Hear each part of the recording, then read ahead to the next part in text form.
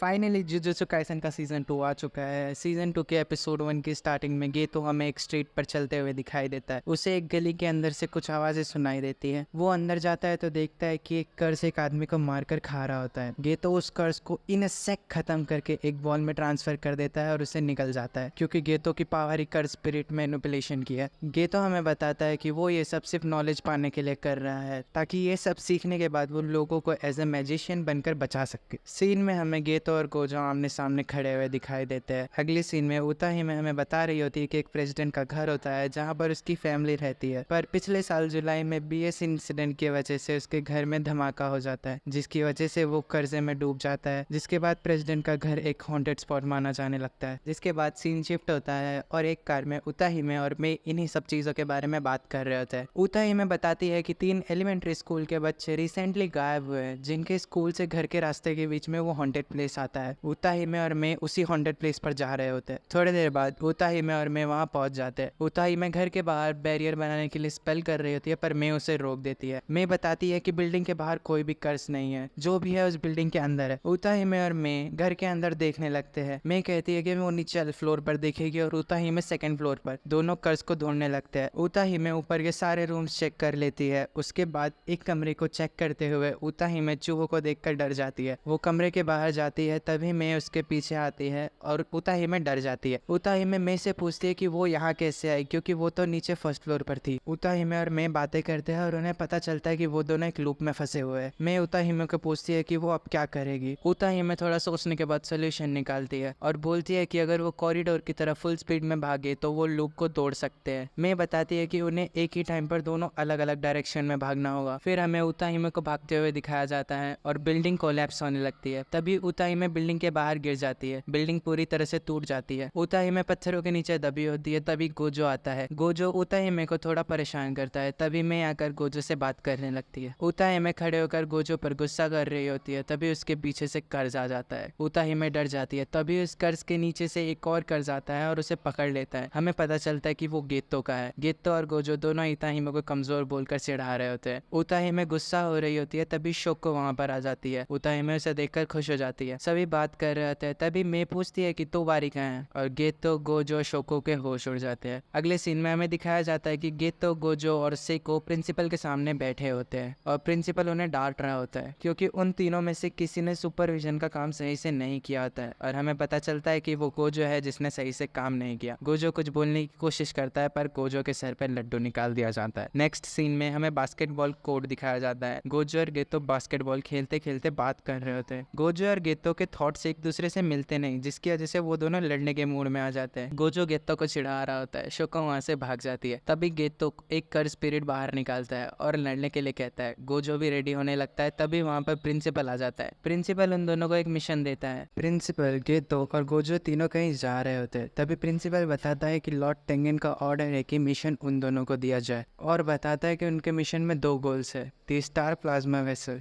जो कि एक लड़की होती है और वो लॉर्ड टेंगन को भी टक्कर दे सकती है। उन्हें उस लड़की को बचा कर लाना होता है। गोजो और गेतो इन दोनों चीजों से परेशान होते हैं। गेतो पूछता है कि क्या ये सब लॉर्ड टेंगन की कर्स टेक्निक को रिन्यू करने के लिए है। गोजो को कुछ समझ नहीं आता। प्रिंसिपल गेतो और गोजो दोनों को एक क्लासरूम में लॉर्ड टेंगन के बारे में बता रहा होता है। वो बताता है कि टेंगन के पास आर्ट ऑफ इमोर्टेलिटी है, जो कि एक कर्स टेक्निक है, पर वो इमोर्टल नहीं है। प्रॉब्लम ये नहीं होती कि लॉर्ड टेंगन की एज बढ़ रही होती है, बल्कि एक एज के बाद वो कर्स टेक्निक फिर से अपनी एक बॉडी बनाना शुरू कर देती है, जिसके बाद वो इंसान नहीं रह पाता और खुद को पावरफुल एग्जिस्टेंस बीइंग बनाने की कोशिश करता है। गोजो सब समझने की कोशिश कर रहा होता है। गेतो लॉर्ड टेंगन के बारे में बताता है कि कैसे अगर सब ठीक नहीं हुआ तो लॉर्ड टेंगन ही इंसानों के लिए खतरा बन जाएंगे। इसलिए हर 500 सालों में लॉर्ड टेंगन एक स्टार प्लाज्मा वेसल ढूंढते हैं, ताकि वो अपनी बॉडी को रिन्यू कर सके। तीनों लॉर्ड टेंगन की बातें कर रहे होते हैं। प्रिंसिपल बताता है कि इस बार स्टार प्लाज्मा वेसल की लोकेशन लीक हो चुकी है, जिसकी वजह से 2 ग्रुप के लोग उस लड़की के पीछे पड़े हुए हैं, जिसमें से एक कर्ज यूजर ग्रुप क्यू होता है और दूसरा ग्रुप एक स्टार रिलीजियस ग्रुप होता है, जिसका नाम टाइम वेसल एसोसिएशन होता है, जो कि लॉर्ड टेंगन को भगवान की तरह मानते हैं। प्रिंसिपल बोलते हैं कि टेंगन अगले 2 दिनों में स्टार प्लाज्मा वेसल को अपनी बॉडी बना लेंगे, और कहते हैं कि तब तक उन दोनों को उस लड़की को बचाना होगा और उसे लॉर्ड टेंगन तक पहुंचाना होगा, वरना नॉन जुजुत्सु सोसाइटी पर भी एक नेगेटिव इम्पैक्ट पड़ेगा। गोजो और गेतो उस लड़की के घर जाते हुए दिखाई देते हैं। वो दोनों एक बिल्डिंग के पास पहुंचते हैं। फिर हमें गेतो लिफ्ट में जाते हुए दिखाई देता है। वो गोजो को कॉल पर बोलता है कि वो ऊपर सब खुद संभाल लेगा। गेतो गोजो से किसी बारे में बात करते करते रूम के पास जा रहा होता है। गेतो बेल बजाता है। अंदर से लड़की बोलती है, पर तभी एक ब्लास्ट होता है। पर गेतो अपने कर्ज को यूज करके बच जाता है और रूम के अंदर जाता है और देखता है कि बाहर वो लड़की नीचे गिर रही होती है। तभी गेतो खिड़की तोड़कर बाहर जाता है और अपने कर्ज की हेल्प से खुद को और उस लड़की को बचा लेता है। जिस रूम में ब्लास्ट हुआ होता है वहां से एक आदमी आता है और गेतो को उस लड़की को उसे देने के लिए कहता है। नीचे गोजो फोन पर बात कर रहा होता है। तभी उसके ऊपर भी बहुत सारे नाइफ से अटैक किया जाता है, पर उसे कुछ होता नहीं। वो जिसने गोजो पर अटैक किया होता है वो गोजो को देखकर खुश होता है और लड़ने के लिए कहता है। गोजो भी रेडी होता है। गोजो उस आदमी से कहता है कि अगर वो रोकर माफी मांगे तो गोजो उसे नहीं मारेगा। उस आदमी को भी गुस्सा आ जाता है। हमें दिखाया जाता है कि दो आदमी एक बिल्डिंग से उस ब्लास्ट को देखते हुए बात कर रहे होते हैं। उनमें से एक आदमी दूसरे को जेनी नाम से बुलाता है, पर वो कहता है कि वो उसे फुशिगुरो बुला सकता है। और जिन्हें याद नहीं उन्हें मैं बता दूं कि फुशिगुरो सरनेम मेगुमी का भी है। और यहीं पर एपिसोड एंड हो जाता है।